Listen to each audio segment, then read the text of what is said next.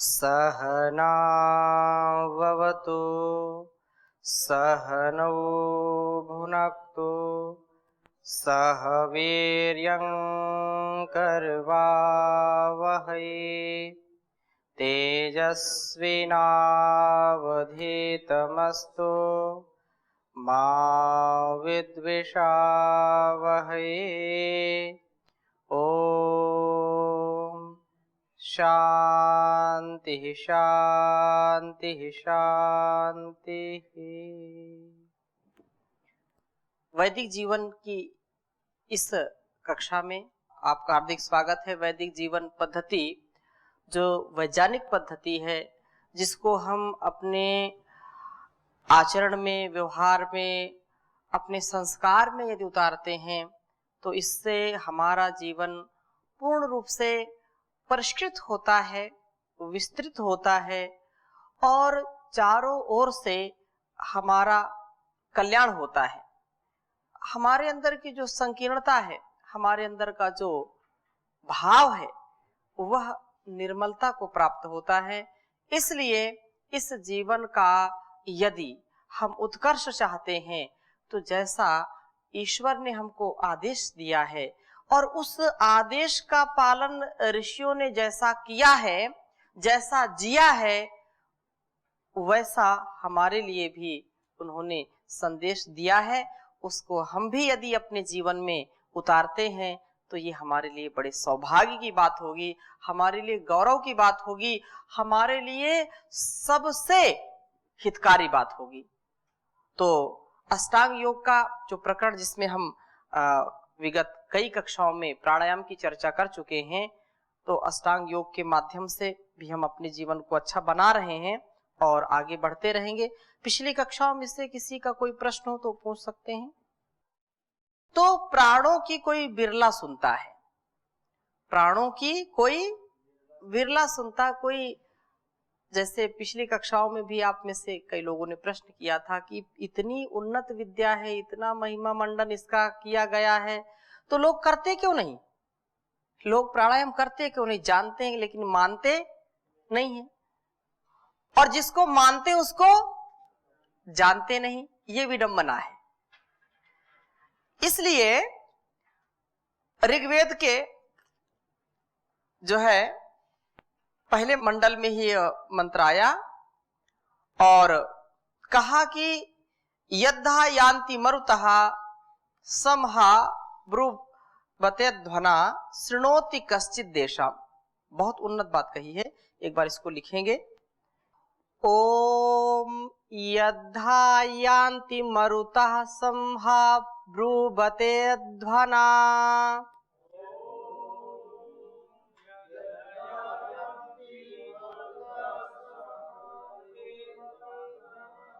शृणोति कश्चित् देशाम ओम यद्धा यान्ति मरुतः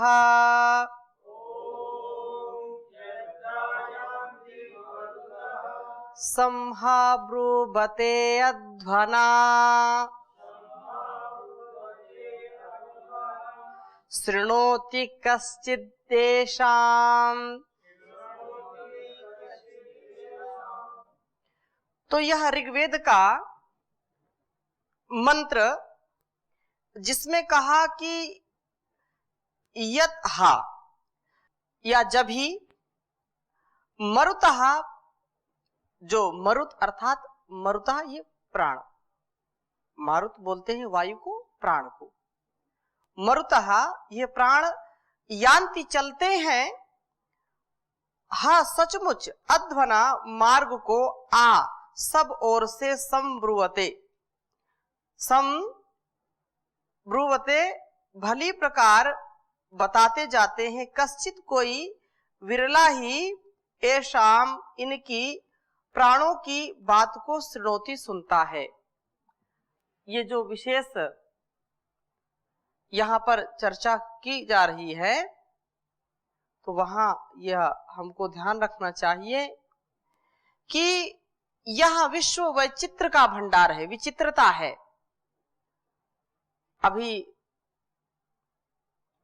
जो है संसार में कितना कोई घूमे और जितना घूमेगा उसको उतनी विचित्रता नजर आएगी। जैसे रुदल जी हमारे घूम के आए बाहर अभी, मैंने पूछा क्या कहाँ कहाँ घूमे, क्या आनंद लिया, तो इन्होंने कहा कि वास्तव में बहुत विचित्र दुनिया है। हम ये बैठे बैठे अंदाजा लगाते रहते, अच्छा वहां अच्छा है, वहां अच्छा, ये अच्छा होगा, वो अच्छा होगा, लेकिन संसार में जहां आप जाएंगे, आपको यदि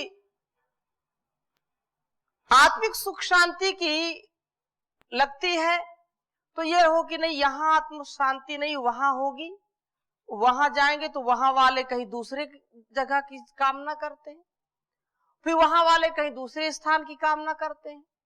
हमको लगता है ये शरीर हमको मिला है, लेकिन इसमें जो है कभी कुछ ना कुछ बना रहता है, इसका शरीर बहुत अच्छा है, ये बहुत सुंदर है, बहुत बलिष्ठ है, लेकिन वो भी उससे पूछो तुम अपने शरीर से संतुष्ट हो, संतुष्टि नहीं मिलती। कोपी कुत्रपि सुखी नास्ति, कोई भी कहीं भी किसी स्थिति में सुखी नहीं है। तो संसार सुखी कहाँ है? जो व्यक्ति अपने आप से संतुष्ट है वो हर जगह संतुष्ट है। स्थान बदलने से कोई स्थिति बदल नहीं सकती है, हमको बदलने की जरूरत है, हमको बदलने की आवश्यकता है। यदि हम बदल गए तो कहते हैं हम सुधरेंगे जग सुधरेगा। हमारे में परिवर्तन आवश्यक है। ये संसार तो चित्र विचित्र है, बड़ी इसकी विडंबना, इसकी कथा बड़ी जो है बेढप है। कितना लोग कष्ट पाते हैं। अब हम बैठे बैठे यहाँ तो बस आनंद में है? कोई बोले, कहावत बोल देते हैं इनकी तो 5 उंगली घी में है, तो ऐसा ठीक है, विचार कर रहे हैं कि ठीक है 5 उंगली घी में है, लेकिन यदि संसार में आप निकलेंगे, किसी मोड़ पर आप देखिए कष्ट ही कष्ट, दुख ही दुख है। ये स्वर्ग जैसा वातावरण है और ये हमको सौभाग्य से मिलता है। ये ऐसा देवों जैसा जीवन पूर्व जन्म के हजारों जन्म जन्मांतरों के परिणाम है, शुभ कर्मों का फल है, और ये कभी विफल ना हो, कभी निष्फल ना हो, इसके लिए हमको एक एक पल सतर्कता से, सावधानी से, समर्पण से, श्रद्धा से जीने का पुरुषार्थ करना चाहिए। लोगों को देखो कितनी समस्या है दुनिया में, कितना गम है, मेरा गम कितना कम है, लोगों का गम देखा तो मैं अपना गम भूल गया, मैं अपना गम भूल गया। इस संसार में सुख दुख का जो संगम है, जो गम है, तो इसको समझना। ये गीत भी हमको वेद मंत्र से कम नहीं समझने चाहिए। यदि इसका सार हम अपने जीवन में उतार लें तो कितना चमत्कार हो जाए। अस्तु, तो ये संसार क्या है? विचित्रता से भरा हुआ है। छोटा सा संसार, हमारा शरीर भी एक अच्छा खासा अद्भुत आलय है। ये शरीर, ये हमारा जो अस्तित्व परमात्मा ने बनाया है, ये भी किसी संसार से कम नहीं है। बड़ी विचित्रता इसके अंदर है, बड़ा वैचित्र है इसके अंदर। और इस शरीर में देखो, एक एक अंग को यदि देखो, कल्पना करो, आंख को देखिए, ये किसी विचित्रता से कम है? बड़ी विचित्र परमात्मा ने बनाई। आंख है तो समझो संसार हमको अच्छा लगता है, आंख नहीं है तो कुछ समझ में आता नहीं है। तो आंख देखना, आंख से रोना, आंख से गुस्सा करना, आंख से प्रेम करना, आंख की विचित्रता अलग ही है। बहुत विचित्र है। और ये परस्परता में पूरा अस्तित्व, जैसे संसार में परस्परता होनी चाहिए, शरीर से यदि हम सीख लें तो वास्तव में कहीं किसी के पास जाने की आवश्यकता नहीं होगी। अच्छा बोलो, कांटा पैर में लगता है, घाव पैर में होता है, हाथ में होता है, लेकिन उसमें जब दर्द होता है तो आंसू कहां आते हैं? दर्द कहां है? दर्द पैर में है, लेकिन पीड़ा कहां से हमको छलक रही है? आंसू से, आंखों से। कान है, किसी ने कहा कि सांप सांप सांप, कान ने सुना और हमको सतर्क कर दिया कि वहां से हमको उठना चाहिए या देखना चाहिए चारों ओर कहां है सांप। कान सुन रहे हैं, कान यदि ना हो तो इससे हम जो बोलते हैं ये सुनने का सामर्थ्य नहीं है, तो उसका कोई मतलब नहीं है। चाहे कोई कितनी जो है प्रशंसा करते रहे, चाहे कितनी कोई बुराई करता रहे, चाहे कोई गाली दे, चाहे स्तुति करे, चाहे निंदा करे, कोई असर ही नहीं होगा। ये जीवन भी क्या जीवन है? उसको ज्ञान के स्तर पर सुनते हुए भी न सुनना, वो एक अलग स्थिति है। लेकिन यदि कोई ऐसा सोचे कि नहीं हम तो कान में जो है रुई डाल लेंगे या कोई ऐसा वो डालेंगे, हमको भाई किसी की बात ही नहीं सुननी, तो परमात्मा ने ऐसा इसको विचित्र बनाया है। अच्छा, एक फेल हो जाए तो दूसरा काम करेगा। जैसे किसी के घर में फोन लगा होता है, रिसीवर, और कभी कभी क्या होता है एक ही नंबर है और उसको दो रिसीवर लगा दी, एक दूसरे कमरे में एक दूसरे कमरे में। अब घंटी बज रही है, कोई इस कमरे में उठा ले चाहे उस कमरे में उठा ले, बात दोनों से हो जाएगी। ऐसे चाहे इस वाले रिसीवर से सुनो चाहे उस वाले से सुनो। तो ऐसे दो रिसीवर परमात्मा ने फिट कर दिए हैं कि चाहे इससे सुनो तो बात वही, इससे सुनो तो बात वही। बोलो कितनी विचित्रता इसने जो है विचित्र बनाया है इस संसार में परमात्मा ने। तो आंख हो या नाक हो, कान हो, कितनी महिमा इसकी गाएं उतनी ही कम है। तो बड़ा विचित्र ये है, आंख नाक कान और आदि को किसी के साथ आसक्ति है। आंख रूपी जो आंख की जो इच्छा है वो रूप की है, आंख देखना चाहती है ना, वो रूप को दृश्य को देखना चाहती है। कान शब्द को सुनना चाहता है, नासिका सुगंध को सूंघना चाहती है, और यदि दुर्गंध आ जाए तो लोग भौं सिकोड़ते हैं, नाक सिकोड़ते हैं, इधर उधर देखते रहते हैं और ये पता चल जाता है तुरंत। ऐसा ये परमात्मा ने यंत्र फिट कर रखा है कि कमरे में घुसे और लोग ऐसे ऐसे सूंघने लगते हैं कि किधर से सुगंध आ रही किधर से दुर्गंध आ रही है। क्या कमाल किया है परमात्मा ने। विचार करें हम, यदि किसी को कई दिन का सड़ा गला भोजन उसकी थाली पर परोस के रख दो, तुरंत उसको पता चल जाएगा कि भोजन खाने योग्य नहीं है। और नाक ना बनाए होता तो कितनी विचित्रता होती। और बिल्कुल सेट करके बनाया है। इसको भी देखो, आंख भी सामने, नाक भी सामने, मुंह भी सामने। विचार करो, अगर ये नाक को कहीं पीठ में लगा देता परमात्मा, आंख को ऊपर लगा देता और मुंह को इधर लगा देता, या मुंह को पीछे लगा देता, नाक को आगे लगाता, आंख को कहीं पीठ पर लगा देता, कितनी समस्या हो जाती। पहले भोजन आता, फिर हाथ में लेता और कहां ले जाता, पहले नाक के पास ले जाता, पहले सूंघाता कि ठीक है कि नहीं, फिर इसके बाद आंख के पास ले जाता ठीक है कि नहीं, फिर बाद में कहीं घूम करके मुंह के पास जाता।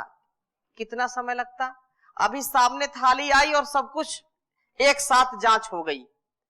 तो ये सबसे बड़ा वीआईपी बनाया परमात्मा ने इंसान को, सबसे बड़ा वीआईपी है। इससे बड़ा वीआईपी कौन हो सकता है? वीवीआईपी है। ये क्या है? वीवीआईपी है। इसलिए ये जो नाक को गंध माल्य से प्रेम है, तो केंद्रीय को छूत की बीमारी है। छूत की बीमारी है कि नहीं? कोई भी कांटा खूंटी में ऊंचा खाली में बैठना पसंद नहीं करता, सबको गद्दे चाहिए बैठने के लिए। सबको कोमल कोमल बिस्तरा चाहिए बैठने के लिए, कोई भी खुरदरी चीज पसंद नहीं करता है, मखमली बिस्तर चाहिए। ये सारा संसार ऐसे ही है। रूप आदि आंख आदि को लुभा करके इनको कर्तव्य से च्युत कर देता है। आंखों से हम यदि मर्यादित व्यवहार नहीं करते हैं तो पता नहीं कहां से कहां लेकर के गिरा दे। 5 इंद्रियां हैं और इनमें एक एक इंद्रिय में हमको उन्नत बनाने का सामर्थ्य है और हमको पतन की ओर ले जाने का भी इनमें सामर्थ्य है। हमको ये नरकगामी बना सकती हैं और हमको ये स्वर्गवासी बना सकती हैं। स्वर्गवासी का मतलब, अब तो लोग कहते हैं कि ये जब जीवन नहीं तो स्वर्गवासी, मतलब जीते जी व्यक्ति स्वर्ग जैसा अनुभव करेगा, जीते जी उसका जीवन स्वर्ग के जैसा रहेगा। यही तो स्वर्ग है, जहां प्रेम है, करुणा है, परस्परता है, जहां पर एक दूसरे का आदर है। यही तो प्रेम है, यही स्वर्ग है। इसलिए कहा कि सुंदर से सुंदर रूप, मधुर से मधुर शब्द, मीठे से मीठे रस, कोमल से कोमल स्पर्श और भीनी से भीनी सुगंध भी इनके कार्य में प्रतिबंध नहीं डाल सकती है, जो प्राणों की साधना करता है। नहीं तो लोग छोटे छोटे लुभावने लोभ में छोटे छोटे जो है विषयों में फंस जाते हैं। प्राणों की जो साधना है, प्राण किसी की आसक्ति नहीं करते, प्राण किसी का जो है कभी भी किसी के बंधन में नहीं आते। इसलिए यजुर्वेद में बहुत सुंदर कहा, तत्र जागृतो अस्वप्नजौ सत्र सदौ च देवौ। अर्थात उस शरीर में स्वप्न निद्रा के वश में न होने वाले, जीवन यज्ञ को चलाने वाले देव जागते रहते हैं। आंख झपक जाती है, मूंद जाती है, जीभ भी उब जाती है, शरीर, ये सारी इंद्रियां, हाथ पैर हमारा काम करना छोड़ देते हैं, शरीर ढीला पड़ जाता है। लेकिन प्राण कभी ढीले पड़ते हैं क्या? यदि प्राण ढीले पड़ जाएं तो राम नाम, ये स्थिति है। प्राण कभी भी ढीले नहीं पड़ते, हृदय की गति कभी ढीली नहीं पड़ती, रक्त संचार कभी ढीला नहीं पड़ता। ये विविधता है। शरीर तो क्लांति से युक्त हो जाता है, क्लांत हो जाता है, थक जाता है, आक्रांत हो जाता है, किंतु प्राण सदा जागते रहते हैं, कभी सोते नहीं हैं, सतत चलते रहते हैं। ये पक्के पहरेदार हैं, हमारे पक्के पहरेदार हैं। एक क्षण के लिए भी कभी रुकते नहीं, कभी भी जो है अपने आप को स्थिर नहीं करते। ये ऐसे हितकारी हैं, हितकर हैं। यद्धा यान्ति मरुता समहा ब्रूते अध्वना। जब ये चलते हैं तो अपना मार्ग पूरा बताते हैं, चलते हैं तो अपना मार्ग पूरा बताते हैं। किसी नन्हे बालक को सुप्त दशा में देखो, छोटा सा शिशु हो और वो सो रहा हो, तो उसकी स्थिति आप देखिए। उसके प्राण कहीं कहां से कहां तक जा रहे हैं, स्पष्ट नाभि तक जाते हैं और वहां से वापस ऊपर को आते हैं। तनिक बालक के तालू पर हाथ रखो, वहां जो है पिलपिला थोड़ा सा बिल्कुल कोमल सा जो स्थान है ऊपर, उस पर ध्यान से हाथ रखो, प्राण की प्रबल ठोकर लगती है नीचे से ऊपर। देखो यहाँ पर तालू जहां पिलपिला होता है स्थान, पूरा स्पष्टता से आपको पता चलेगा। कोई शिशु, छोटा बालक हो, उसको देखिए, प्राण का क्या विधान है, प्राण का कैसे कार्य चल रहा है इस शरीर में। जब बड़े हो जाते हैं तब तो वो बहुत कठोर हो जाता है ना, लेकिन जब छोटा बिल्कुल कोमल होता है तो उसमें उसको आसानी से देख सकते हैं आप। और क्या कहा कि प्राण की प्रबल ठोकर लगती दिखेगी। प्राण इस प्रकार अपना मार्ग बता रहे हैं, वो स्पष्टता से पता चल रहा है कि कितनी गति इसमें हो रही है। हमारा मार्ग नीचे से ऊपर को जाना, ऐसे प्रबंध करो कि प्राण ऊपर को पहुंच जाए। प्राण सदा चलते हैं, अतः सदा अपना संदेश देते रहते हैं। किंतु श्रृणोति कश्चित देशाम, कोई बिरला व्यक्ति इसको सुनता है। कोई बिरला व्यक्ति, कोई हजारों लाखों करोड़ों में साधना को, जैसे परम पूज्य स्वामी जी महाराज ने इस शक्ति को जाना, इसकी क्षमता को जाना और जान करके उसको जिया और इस जगत के लिए भी उसको दिया। कोई कश्चित, कोई विद्वान, कोई धीर गंभीर इसको समझता, कश्चित एषाम शृणोति, इन प्राणों की आवाज को, इसकी गति को, इसके पथ को कोई विरले व्यक्ति ही अनुभव कर पाते हैं। और कहा नियो यायाम, ये विशेष कोई विरला ही सुनता है। वह नियो यायाम मनुष्यो दधा उग्राय मन वे जिहित पर्वतो गिरी, ये ऋग्वेद का ये भी जो है मंत्र है। मनुष्य का बच्चा तुमको पहर भर के लिए भी यदि उग्र विचार के लिए रोक देता है तो गांठों वाला गिरी पहाड़ भी कांप जाता है। पहर भर प्राणों की बात सुनो, उनको रोको, तुम्हारा अंतः पर्वत अर्थात जो मेरुदंड है वो हिल जाएगा। सुषुम्ना जाग पड़ेगी। अधिक क्या कहें, सुषुम्ना को जगाने के लिए समय की अवधि की विधान भी कर दिया। एक पहर भर अडोल आसन निरुद्ध प्राण सुषुम्ना को जगा देते हैं। अनुभवी अपने अनुभव से इसकी पुष्टि करते हैं। जो सुषुम्ना है, यदि कोई एक पहर, हमने जो है आसन के विषय में जब चर्चा की थी तो उस समय कहा कि 3 घंटे कम से कम आसन यदि लग जाता है बिल्कुल, तो आसन धीरे धीरे हमारा सिद्ध हो जाता है। और उस अवस्था में जब हम प्राणों की साधना करते हैं, एक प्रहर यदि हम प्राणों की साधना करेंगे तो हमारा जो सुषुम्ना है उसको जगाने का यह कार्य करता है। और ऋग्वेद में एक स्थान पर और विशेष बात कही, द्वाविमौ वातौ वाता आ सिंधोरा परावतः दक्षम ते अन्य आ वातु परान्यो वातु यद्रपः। बहुत उन्नत बात कही है, इसको आप लिख लीजिए। द्वाविमौ वातौ वाता, द्वाविमौ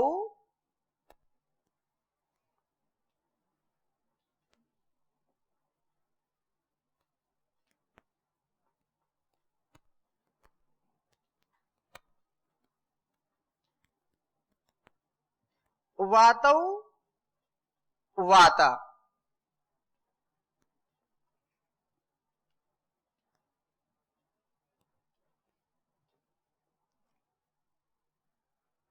आ सिंधोरा परावतः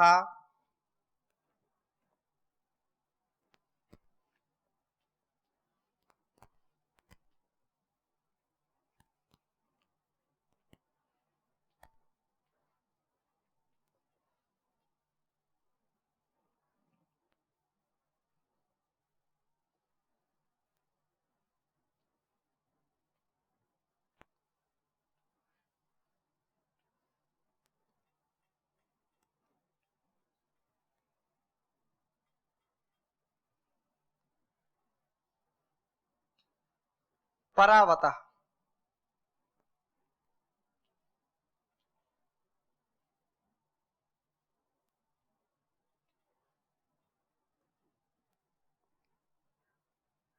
दक्षम ते अन्य आवातु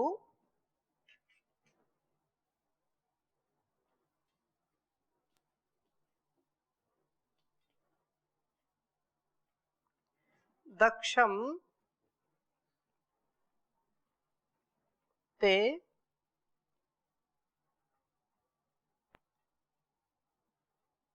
अन्य आवातु,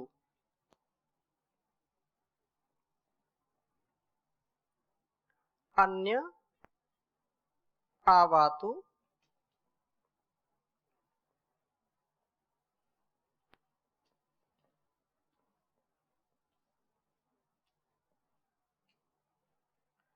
परान्यो वातु यद्रपः।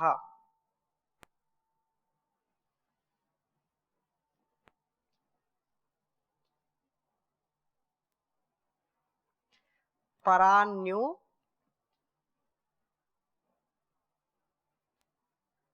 वातु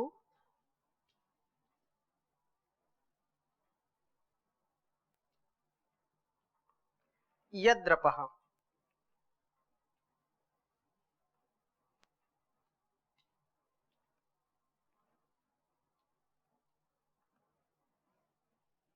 उच्चारण करेंगे।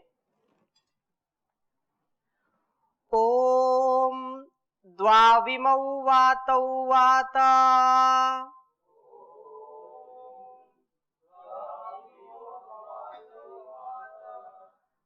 द्वाविमौ वातौ वात आ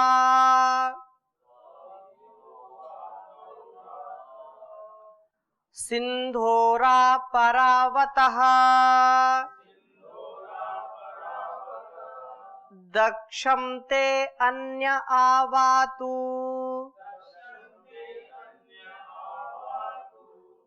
परा अन्यो वातु यद्रपः।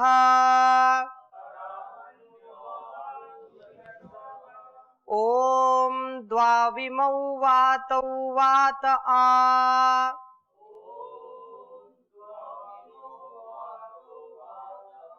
सिंधोरा परावतः दक्षं ते अन्य आ वातु परान्यो वातु यद्रपः।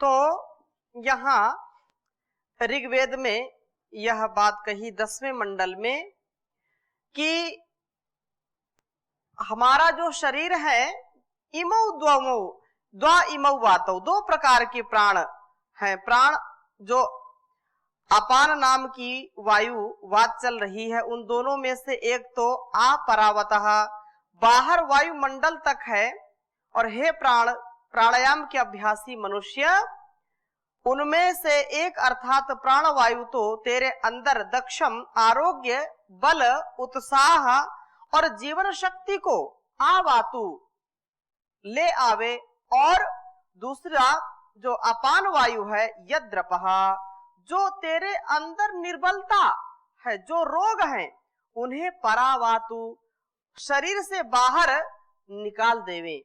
एक जो प्राण है और अपान, इसलिए इसको हम इसकी चर्चा और आगे हम करेंगे, अभी समय हो गया है। अगली कक्षा में इस मंत्र को और हम अच्छी प्रकार से समझने का प्रयास करेंगे। ओम शांति शांति शांति।